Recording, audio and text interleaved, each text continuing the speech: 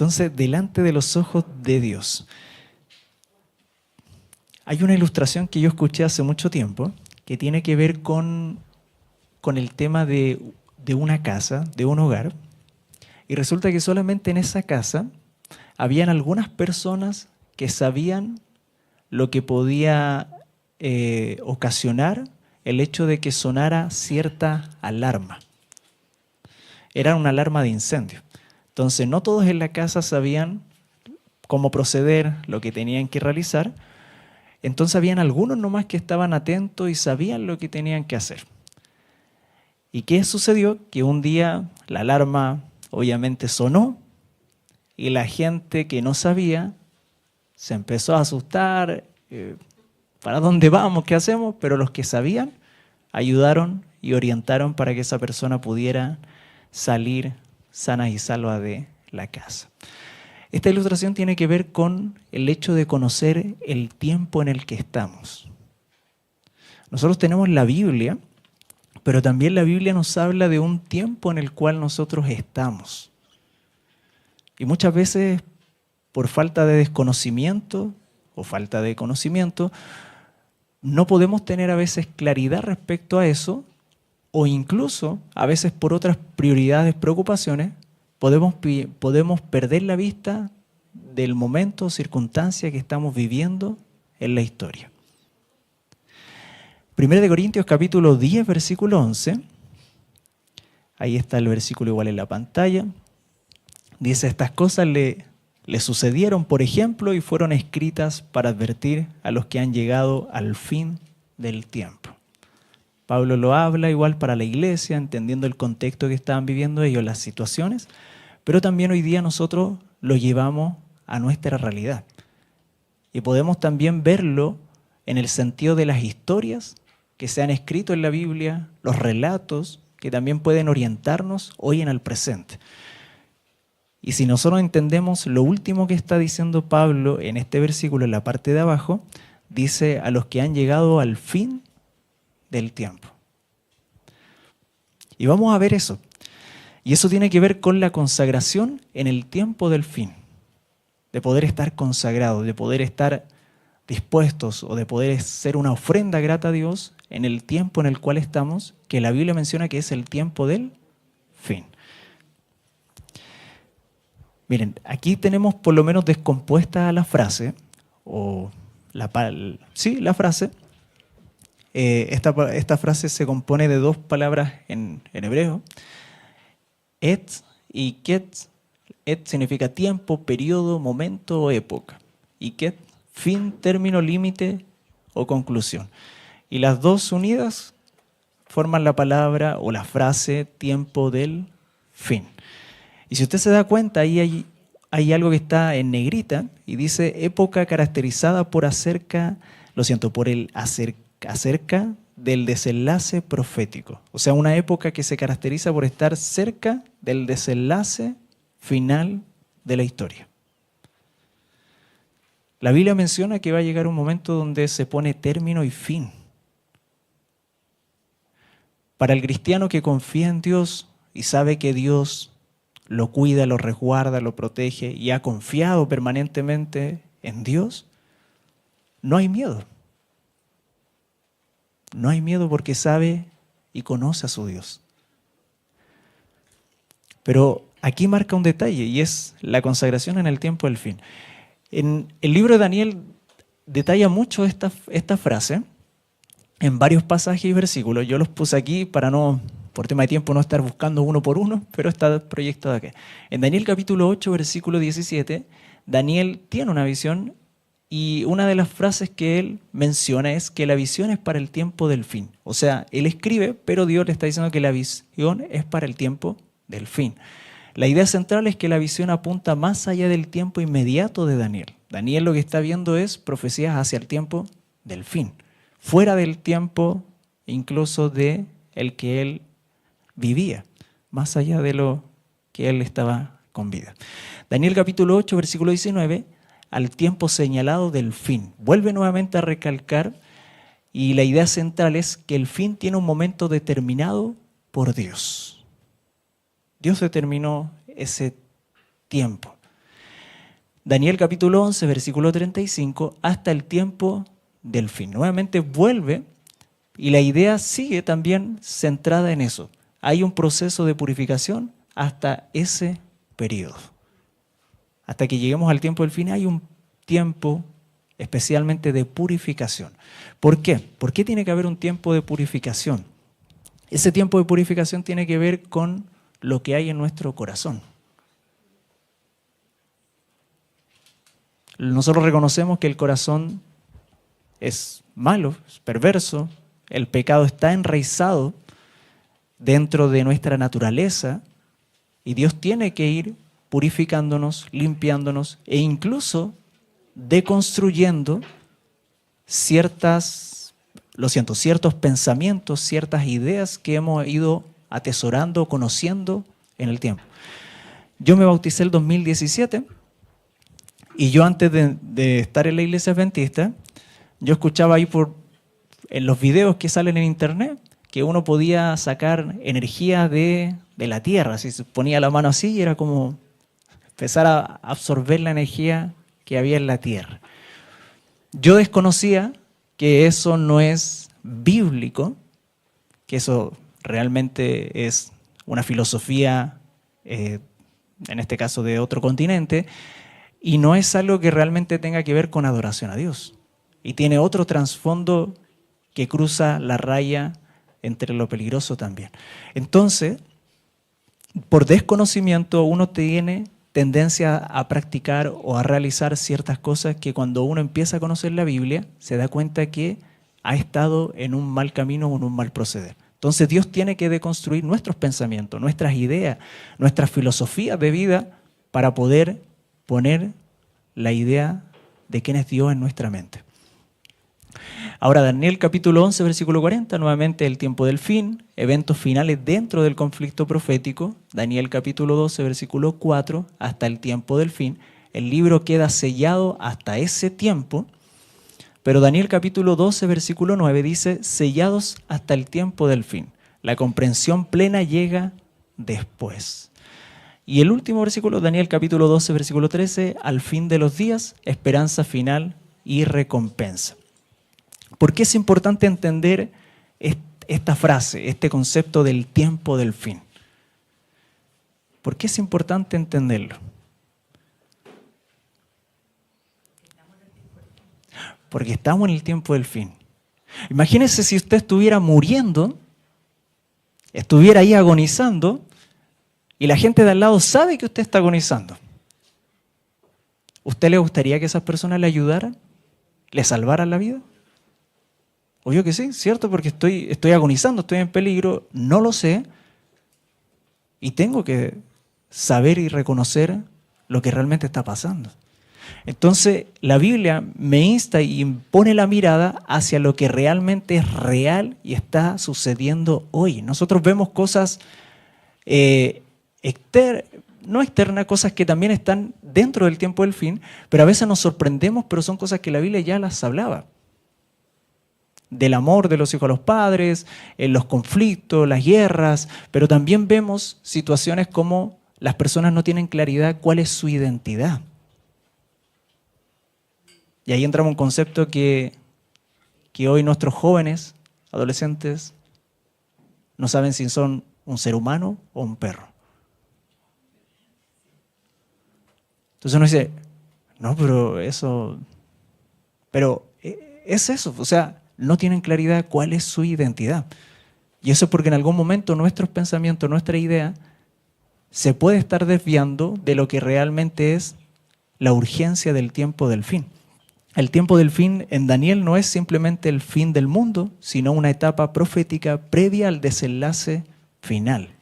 Daniel capítulo 12, versículo 4 dice, pero tú, Daniel, cierra las palabras y sella el libro hasta el tiempo del fin. Daniel lo que vio en las visiones, en los sueños, él no lograba, veía todo y se alarmaba, incluso en Daniel capítulo 9, cuando él ora, él ve que el templo va a ser destruido y eso obviamente lo constriñe, llega a orar, a pedir perdón por sus pecados, también por la nación.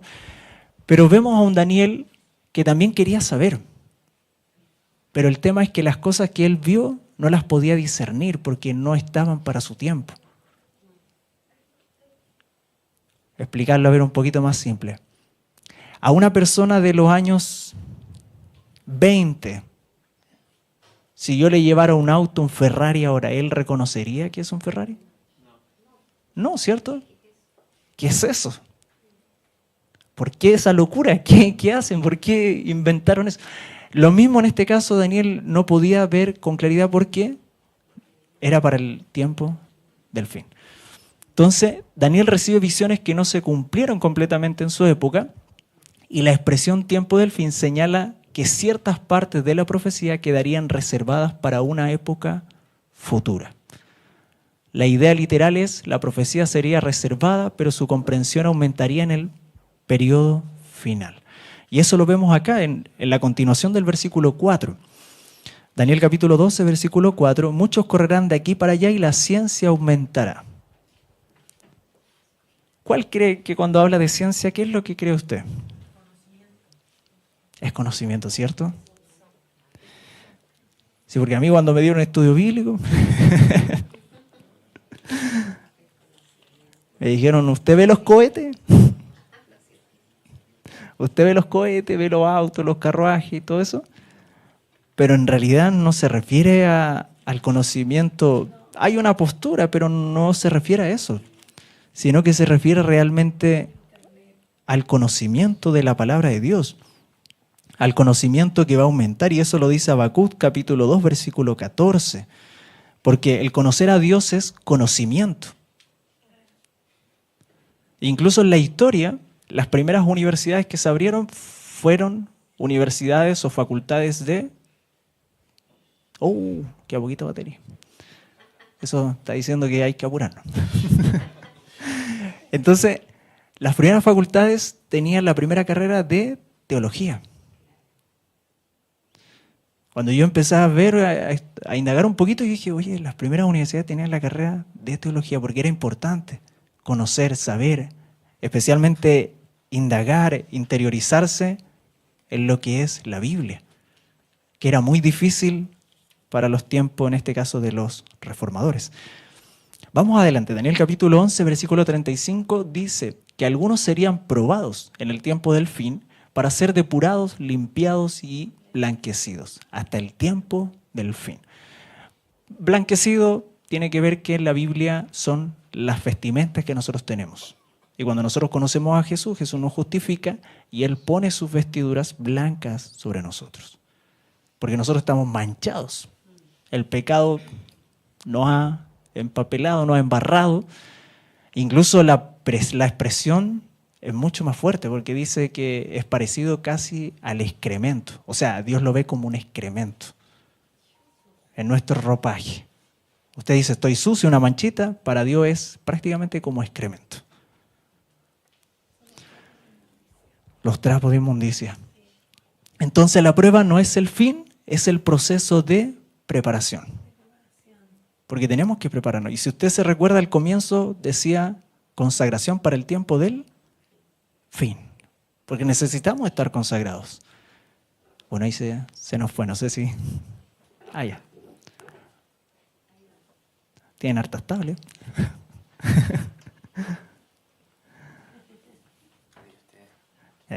Esa no la mueve porque se puede. Se rompe y no hay presupuesto para... Ya, está en PDF. Entonces, Daniel capítulo 11, veíamos que emblanquecido. Entonces se da un énfasis en lo espiritual. Dios permite procesos de prueba para purificar a su pueblo antes del desenlace final. Pablo dice que se gozaba en las pruebas, en las dificultades. Y muchas veces nosotros pensamos que por ser cristianos no vamos a padecer situaciones. Porque somos cristianos, somos hijos de Dios, pero estamos en este mundo. E incluso el pecado de otro me puede afectar. La decisión de otro también me puede afectar. Entonces, ¿pueden pasar situaciones? Sí, pero esas situaciones tienen una mirada de parte de Dios de poder purificarnos, de poder mejorar nuestro carácter. A veces es difícil poder comprenderlo cuando estás pasando hambre, a veces es difícil poder comprenderlo cuando te falta el trabajo. A veces es difícil comprenderlo cuando, ejemplo, está tu hijo en el hospital. Porque nuestra mente muchas veces los conflictos, las situaciones no discierne lo que Dios tiene para ti más adelante. Entonces, aquí el énfasis es espiritual. Dios purifica en su pueblo antes del desenlace final. Y nuestro llamado es permitir que Dios nos depure hoy para estar listos para mañana. Y hay una realidad que el día de mañana tú no lo tienes en tus manos. En la escuela sabática mencionábamos ahí que solamente tenemos el presente. El hecho de yo estar aquí parado delante de ustedes es lo único que tengo, y a Dios. Nada más. Porque el futuro no lo tengo. Entonces, el hecho de estar preparado es que es el hoy, el ahora. Daniel conecta el tiempo del fin con periodos largos de persecución, juicio y restauración. Daniel 7, 8 y 12. Y si ustedes se van dando cuenta, vamos hilando hacia Daniel 8, 14. Pero no vamos a profundizar, porque ahí le vamos a dejar la tarea al pastor Jaque, porque eso es más tiempo para poder estudiarlo. Pero sí vamos a mostrarlo. Daniel capítulo 7, versículo 25, él ahora se refiere a este tiempo del fin como tiempo, tiempos y medio tiempo. En Daniel 8, 14, hasta 2300 tardes y mañana, y luego el santuario será purificado. Daniel 12, 7 dice tiempo, tiempos y la mitad de un tiempo. Dios siempre ha tenido un tiempo perfecto para cada propósito. Esos son los tiempos de Dios. El reloj cronológico que Dios tiene es diferente al nuestro, y los eventos que Dios tiene están mucho más allá de nuestra capacidad de poder razonar o pensar. Entonces el tiempo del fin comienza especialmente, y aquí vamos a hablar entrando a las 2300 tarde y mañana, pero solamente enfocándonos en el hecho del tiempo del fin, que el cumplimiento de 1260 años proféticos relacionados con Daniel 7, versículo 25, y Daniel 12, versículo 7. Tradicionalmente se entiende este periodo como del 538 a 1798. Es un periodo que está en la historia, y en la historia lo que ocurre es que especialmente los ostrógodos pierden. Era un pueblo, en este caso arriano, y obviamente el énfasis que tenía la iglesia era poder sacar a todo aquel que fuera hereje o algún pueblo que representara algún tipo de herejía. Entonces, como los ostrógodos dentro de los otros, y eso está también marcado en otra profecía, la idea es sacarlos del lugar, sacarlos del gobierno y al final erradicarlos para poder tener más acceso. Entonces, ¿qué es lo que sucede en ese tiempo? El poder religioso y el poder político se terminan uniendo, y eso termina realizando, en este caso, lo que después viene enmarcado en los 1260 años, el tiempo de la Inquisición, que también fue un tiempo donde murieron muchos. Entonces, en ese tiempo, cualquiera que usara levantarse en contra de la iglesia era acusado de hereje o de mantener alguna unidad doctrinal también. Entonces eso también se enmarca en Daniel, en que en el versículo 25, los santos del Altísimo serán quebrantados. Daniel ya veía que los santos del Altísimo en ese tiempo iban a ser quebrantados. La cifra exacta de personas que murieron en ese periodo de tiempo supera el 1.000.000 de personas. Por persecuciones, ser acusados de herejes, y muchas personas murieron, fallecieron, creyendo en este caso en aquello que habían expresado públicamente su fe en la palabra de Dios. Que también había, ejemplo, la supremacía política religiosa del papado, unión iglesia-estado, persecución de disidentes, los valdenses, reformadores. Si usted ve un poquito la historia del cristianismo, se va a dar cuenta que está enmarcado también en este pueblo, este grupo, que eran los valdenses, que se escondían en las montañas y salían con algún versículo como el mayor tesoro para poder dárselo a alguien en los pueblos aledaños. restricción al acceso a la Biblia en ciertos contextos. La Inquisición es uno de los momentos más visibles y fuertes. Entonces, un tiempo que se marca del 538 a 1798 y termina en 1798 con el arresto, en este caso del Papa Pío VI. El general Berthier es enviado por Napoleón y terminan arrestando al Papa Pío VI. Y ahí se acaba el tiempo, pero inicia especialmente el tiempo del fin. Ahora, el tiempo del fin es un proceso, no un momento instantáneo. Dios siempre actúa en tiempos perfectos. Nuestro llamado es a estar preparados. Y aquí viene la relación con 1844, que solamente lo vamos a ver de pincelada, pero se entienden los 2300 días proféticos como años, llegando a 1844, fecha vinculada con el inicio del juicio investigador y la obra final de Cristo en el santuario celestial. Nosotros reconocemos que el templo de Jerusalén fue destruido en el año 70, pero nosotros sabemos que en el libro Apocalipsis se dan detalles o pinceladas de que hay otro santuario. Y ese santuario no es terrenal, es celestial. Y nosotros, al estudiar, nos damos cuenta que existe, que está.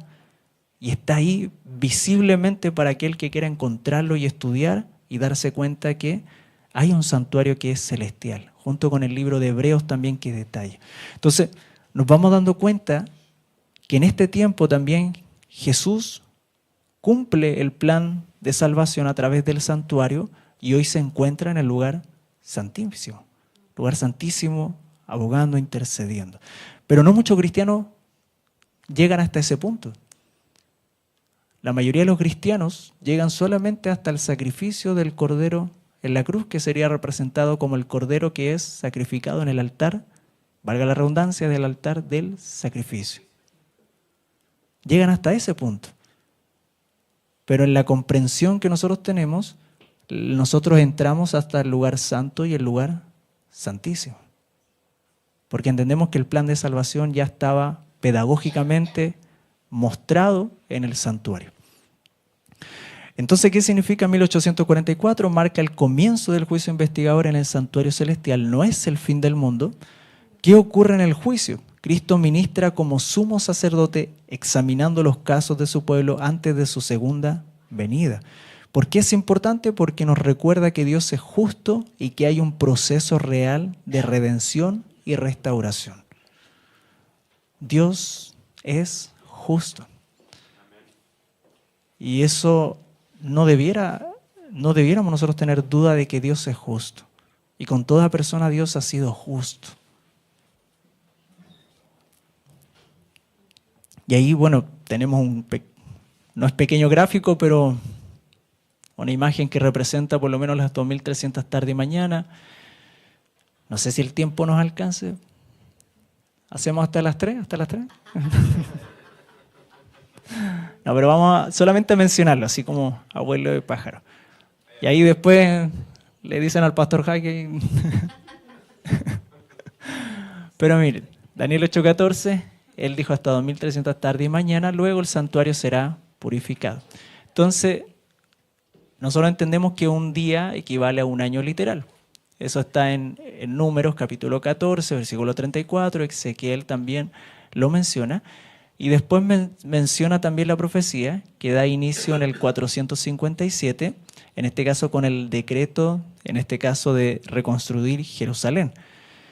Después, avanzando un poquito más allá, tenemos el bautismo de Jesús en el año 27, que ya ahí se cumplen las 69 semanas. Y después tenemos estas 7 semanas, semanas 70, 7 años, que terminan en el año 34, pero es con el Evangelio a los gentiles. Hay un momento, hay una instancia que alguien es apiedrado. No sé si recuerda a alguien que es apiedrado y sus ropas fueron echadas a los pies de Esteban. Y ahí el Evangelio ya es para todos. Ya no es solamente para el pueblo de Dios, sino que es abierto para todos. Porque si ustedes recuerdan, los discípulos no amaban mucho a la gente que no era de su pueblo. Los discípulos ahí Señor, ¿y por qué? Échalo, hazle caer rayo, fuego. Los discípulos obviamente entendían que Él venía para su pueblo, pero termina. Y ahí en este caso del 34 en adelante, nosotros tomamos el 538 a 1798 y ahí los 1260 días, que es ese tiempo oscuro, ese tiempo que realmente representa, cuando uno empieza a leer la historia, empieza a ver todas las muertes, la masacre de Bartolomé y todo lo que sucedió en la historia, la gente que murió, es triste, pero también mucha gente murió confiando en su Salvador. Y yo imagino en el cielo cuando tengamos que verlos y preguntarles, ¿cómo hiciste o en qué lugar estabas? Va a ser fuerte, pero el tema es que va a haber un gozo por haber confiado y creído en su Salvador. Y ahí, 1798, obviamente ya lo mencionamos, la Edad Oscura, supremacía papal, y 1844. Nosotros entendemos a través de una visión que tuvieron o un estudio de Daniel 8:14 y al final termina la gente obviamente en ese tiempo chasqueada, el gran chasco, esperar a Jesús y no verlo venir.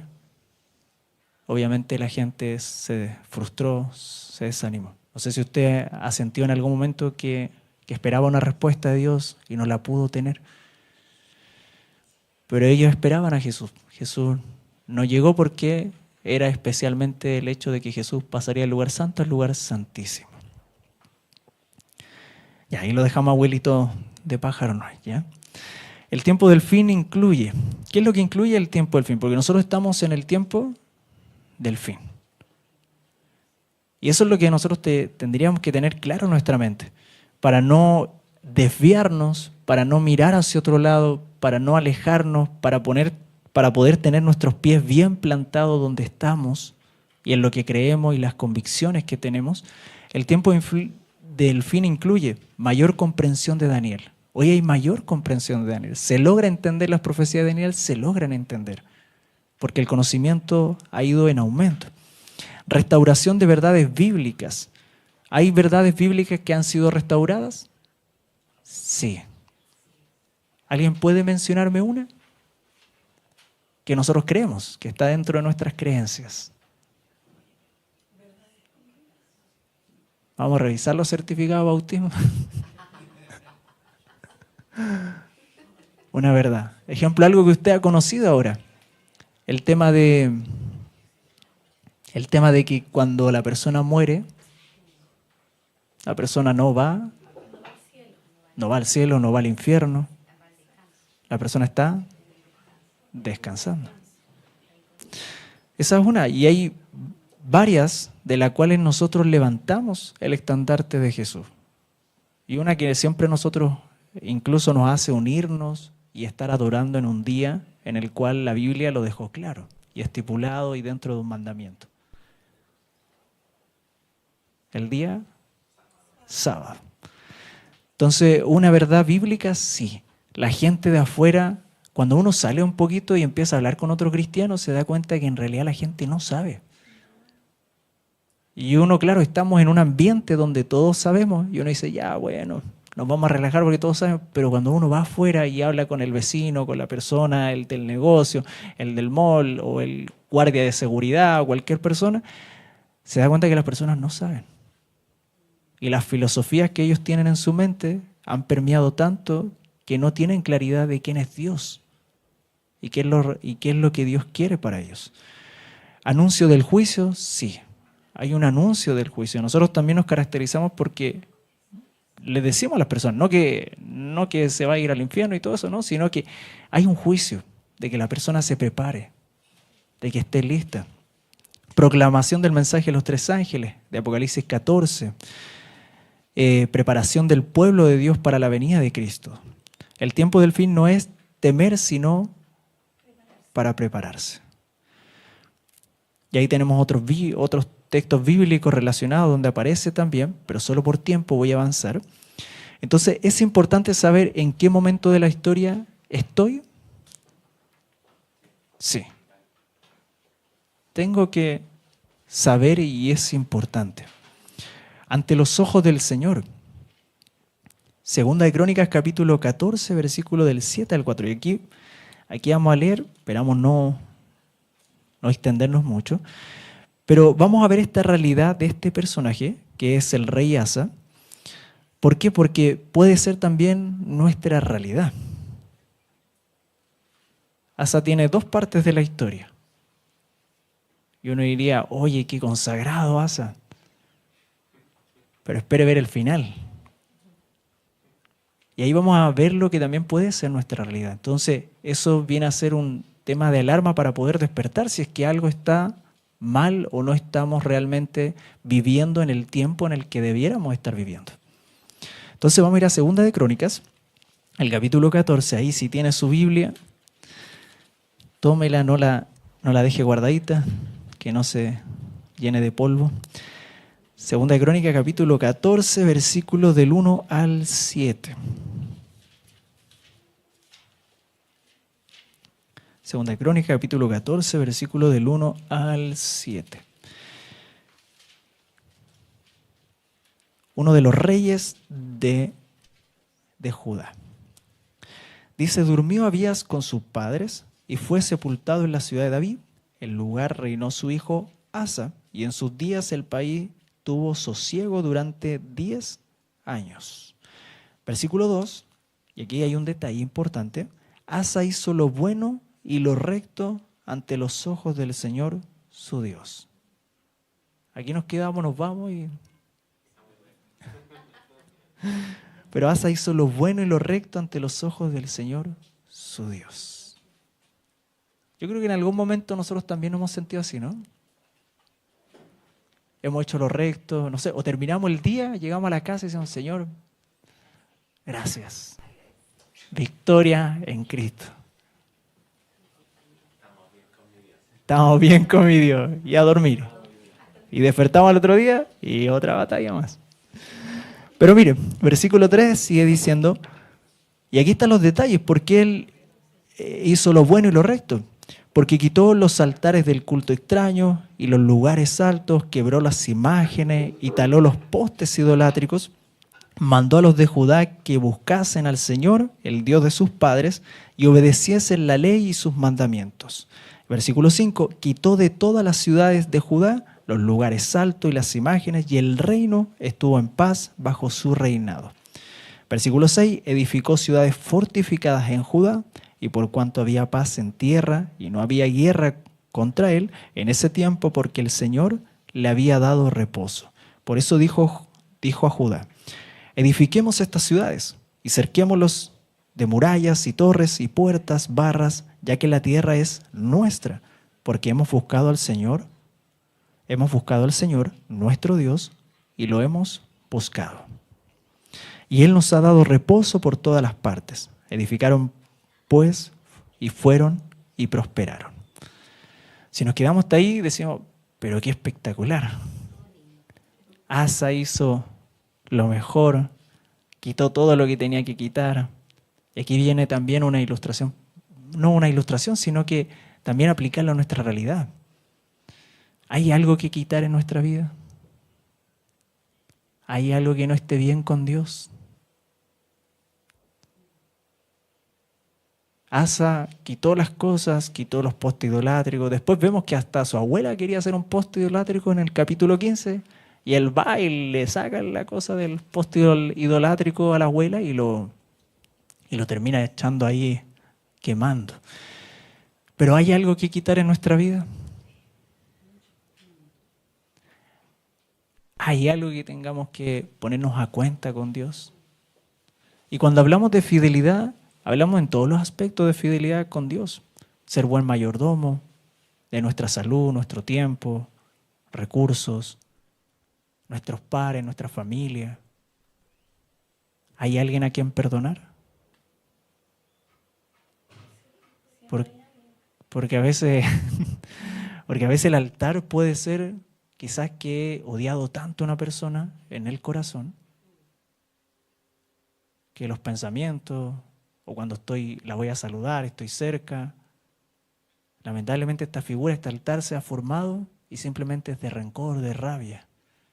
Hay algo que quitar. Entonces Asa quitó las cosas y obviamente dice ahí que fue prosperado.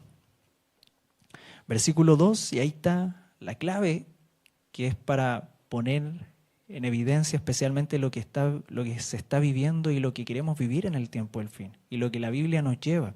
La Biblia nos lleva a que nosotros estemos delante de los ojos del Señor, nuestro Dios. Que hagamos lo bueno y lo recto. Segunda de Crónicas, y sigue la historia, miren, en el versículo 9 al 13, vino contra ellos Sera, etíope, con un ejército de 1.000.000 de hombres y 300 carros. Imagínense, 1.000.000 de hombres, 300 carros, y llegó hasta Maresa. Entonces salió Asa contra él y ordenaron la batalla en el valle de Cefata junto a Maresa. Versículo 11, y aquí viene una oración que puede ser muchas veces la nuestra. Asa clamó al Señor su Dios y dijo: Señor, solamente tú puedes ayudar al desvalido ante el poderoso. Ayúdanos, Señor Dios nuestro, y en tu nombre venimos contra este ejército. Señor, tú eres nuestro Dios, no prevalezca contra ti el hombre. Esa muchas veces puede ser nuestra oración, de clamar a Dios en medio de las luchas. Imagínense, él estaba tan afligido, tan angustiado, porque no habían 100 personas delante de él. Había 1.000.000 de hombres. Y 300 carros, imagínense. Imagínense la angustia, la preocupación, el miedo. Y también él hace algo y es reconocer, porque él reconoce que también es desvalido. Y él pide la ayuda, porque humanamente es algo imposible. Pero el Señor deshizo a los etíopes ante Asa y ante Judá, y los etíopes huyeron. Y Asa y su ejército los siguieron hasta Gerar, y cayeron los etíopes hasta no quedar ninguno con la vida, pues fueron deshechos ante el Señor y su ejército. Y les tomaron un grandísimo botín. Hasta ahí, todo bien. Y esta pregunta: ¿Asa fue bueno o malo? Hasta aquí, bueno. Todo bien. Mire lo que dice Segunda de Crónicas, capítulo 16. En el capítulo 15, bueno, ahí se hacen varias reformas. El versículo 16 del capítulo 15, ahí él obviamente le quita esta figura a la abuela que ella había construido, este ídolo. Pero nosotros vamos a ir al capítulo 16, el versículo del 1 al 12. Dice así. Dice: en el año 36 del reinado de Asa, subió Baasa, rey de Israel, contra Judá, y fortificó Ramá para cortarle toda comunicación al rey de Asa de Judá. O sea, se llevaban re mal. Entonces Asa sacó la plata y el oro de los tesoros de la casa del Señor y de la casa real. Lo envió a Ben-Hadad, rey de Siria, que estaba en Damasco, y le dijo: hay alianza entre mí y ti, como la hubo entre mi padre y tu padre. Te envío esta plata y este oro para que vengas y deshagas la alianza que tienes contra Baasa, rey de Israel, a fin de que se retire de mí. Y Ben-Hadad consintió con el rey Asa y envió a los capitanes de su ejército a las ciudades de Israel. Conquistaron Ión, Dan, Abel, Maín y las ciudades de aprovisionamiento de Neftalí. Al oír esto, Baasa cesó de edificar Rama y dejó su obra. Entonces el rey Asa fue con todo Judá, y se llevaron de Rama la piedra y la madera con que Baasa edificaba, y con ella fortificaba Gibá y Mizpa. Y aquí vienen los detalles. En ese tiempo vino el vidente, Ananías. Vidente quiere decir profeta. Antiguamente el profeta se le decía vidente.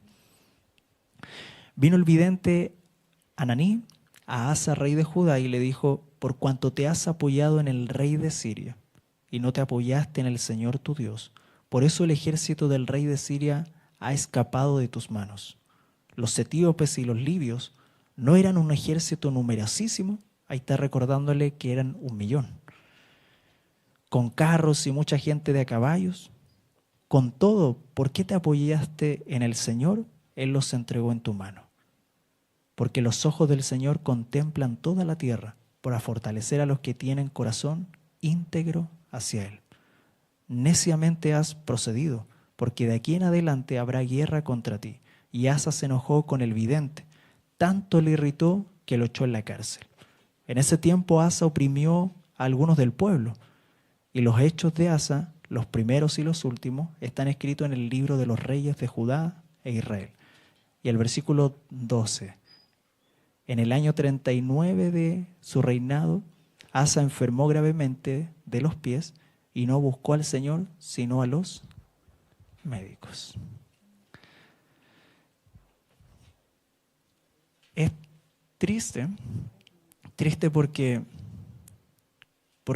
en el capítulo 14 vemos un rey dedicado, dispuesto a buscar a Dios, pero en el capítulo 16 vemos un rey que, a pesar de que este ejército era menos, él decide ir a buscar las cosas que son los tesoros que están en el templo, en la casa del Señor, y va para hacer convenio o alianza con el rey de Siria, por el miedo y el pavor. Pero el tema es que él gana, obviamente con su aliado, pero esta alianza que él realizó, al final lo terminó hundiendo. Y aquí viene algo para nosotros.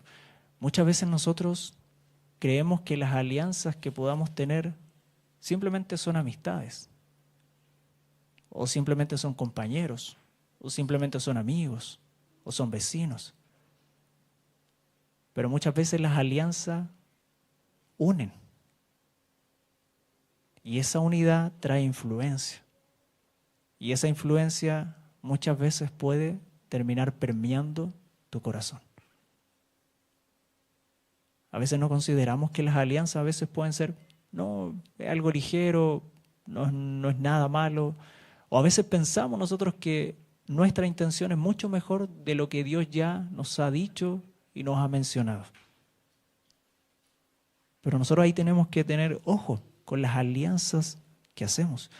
Pero también algo que es triste es que Asa, cuando llega el profeta para hablarle, el vidente, él al final termina echándolo en la cárcel. Un hombre de Dios que va para ayudarle, orientarle, mencionarle lo que va a suceder, y él termina simplemente oprimiéndolo y echándolo a la cárcel. Pero el profeta le dice algo, dice, porque los ojos del Señor contemplan toda la tierra para fortalecer a los que tienen corazón íntegro hacia Él. Y aquí viene el tema de la consagración, porque la idea es llevarlo a nuestra realidad. Asa tuvo su lugar, su instancia, su tiempo. Si yo veo el corazón y veo mi corazón y veo que pueden faltar cosas que hay que dejar, que hay que limpiar, porque la Biblia me dice que Dios quiere que tenga un corazón íntegro, porque Él ve y pesa los corazones.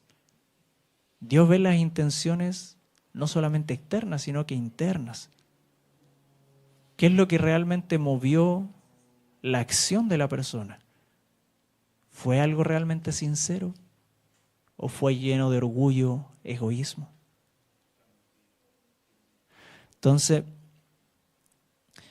nosotros ahí debemos considerar realmente cómo está nuestra vida, si en este tiempo del fin nosotros estamos realmente consagrados a Dios o no consagrados. Porque Dios pide que nosotros podamos tener consagración, que nosotros podamos entregarle el corazón, que nosotros podamos buscar a Dios. Él sabe cómo es tu corazón. Y Él lo que quiere es simplemente que tú le entregues tu corazón. La Biblia dice que Dios espera que sus hijos entreguen su corazón. Él dice, hijo mío, ven, dame tu corazón. Dios no quiere tus acciones. Dios no quiere las intenciones, sino que Dios quiere realmente tu corazón. Porque tu corazón tiene que ser cambiado y transformado. Elena de White dice lo siguiente. Dice en Obreros Evangélicos, y esta es una cita que puede cambiar la forma en la cual usted hace su culto y enlazado con la escuela sabática de esta semana. Si usted la lee con detenimiento y especialmente lo que está subrayado, puede cambiar la forma en la cual usted está buscando a Dios. El gran conflicto que vamos a tener que afrontar, el que quiera mantenerse fiel a Cristo, deberá penetrar más hondo que las opiniones y doctrinas de los hombres. Mi mensaje a los predicadores, jóvenes, ancianos y es el siguiente. Observa celosamente vuestras horas de oración, estudio de la Biblia, examen de conciencia. Pone aparte una porción de cada día para estudiar las Escrituras y comulgar con Dios. Así obtendréis fuerza espiritual y creceréis en el favor de Dios. Él solo puede darnos aspiraciones nobles. Él solo puede moldear el carácter según la semejanza divina. Acercaos a Él en oración ferviente y Él llenará vuestros corazones de propósitos elevados y santos, y profundos y fervientes anhelos de pureza y claridad de pensamiento. Mi hermano, la idea es que nosotros busquemos a Dios. La idea es que nosotros podamos ponernos delante de los ojos de Dios y que Él mire y se agrade de lo que nosotros estamos ofreciendo. Pero para poder tener esos pensamientos elevados, nobles y un corazón cambiado, yo debo observar celosamente mis horas de oración. Debo también mi estudio de la Biblia tenerlo constantemente y hacer un examen de conciencia. Es un poco difícil hacer un examen de conciencia porque tienes que empezar ahí a pensar todas tus cositas, las cosas malas, las cosas que no están bien. Pero Dios te hace una invitación. Y esta invitación es que tú vuelvas a Él.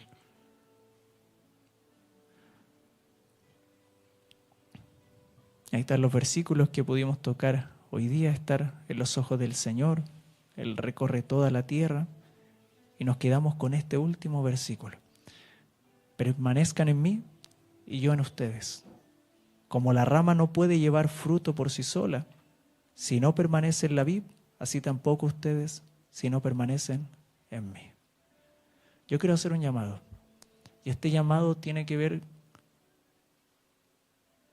con que tú puedas volver a reencontrarte con Dios. Si en algún momento, por X situación, tus pensamientos, las situaciones, las incomodidades de lo que tú estás viviendo, te han llevado quizás a mirar a Dios de una forma distinta y quizás no considerar lo que Dios ya ha propuesto en su palabra, que es tener la vista y la mente puesta en este tiempo, que es el tiempo del fin. Que las prioridades a veces pueden ser secundarias o las secundarias pueden pasar a ser primarias. Y cuando la primaria tiene que ser Dios y queda renegada a otro espacio, a otro tiempo, relegada. Entonces yo quiero hacer una invitación. Y esa invitación tiene que ver para que nosotros levantemos la mano. ¿Quién realmente quiere volver a reencontrarse con Dios? Para que podamos orar por aquello. ¿Hay alguien que quiere volver? Nunca es tarde, así que vamos a ponernos de pie, vamos a orar. Y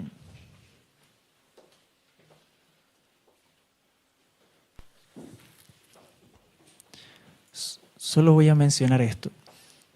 Cuando yo colportaba en Bolivia, yo iba a visitar a algunos hermanos y yo les presentaba un libro que era el Bellas Historias. Era un libro que era una Biblia con historias para niños. Pero ¿cuál era el detalle? Que cuando yo les ofrecía el libro, el material, al final yo les contaba algo que en algún momento me podía resonar y causar tristeza. Era que ellos podían ahora tener el libro, pero si ellos no se acercaban a Dios, el día de mañana yo podía llegar a su iglesia, ser el pastor del distrito, si Dios lo permitía, y preguntar si ellos están en la iglesia y no están, y no estaban, o no estarían. Entonces, que la reflexión de esta mañana nos lleve a pensar que hoy día estamos con Dios, pero que no dejemos las oportunidades que Dios nos ofrece para estar con Él. El tiempo es corto. Jesús viene. Y la idea es que entremos todos al reino de los cielos. No solamente a la iglesia adventista, sino que entremos al reino de los cielos. Vamos a orar. Señor que moras en la altura de los cielos, santo, santo, santo Señor. Dentro de tu santidad, dentro de lo que tú eres perfecto, Señor, no hay ninguna mancha de pecado, Señor. Pero nosotros, indignos, pecadores, con las inmundicias, Señor, que hemos arrastrado o en algún momento hemos vivido, no tenemos que ofrecerte, Señor. Toma nuestro corazón. Danos esas vestimentas blancas, Señor. Y que Cristo sea nuestra salvación, nuestro resguardo y especialmente Él sea nuestro Señor. Ayúdanos a vivir y a consagrar nuestra vida porque es un tiempo difícil. Es un tiempo no fácil, Señor. Ayúdanos a mirar el tiempo como la Biblia lo detalla, como el tiempo del fin, pero con la vista puesta en ti. Cuídanos, protégenos. Te lo pedimos en el nombre de Jesús. Amén.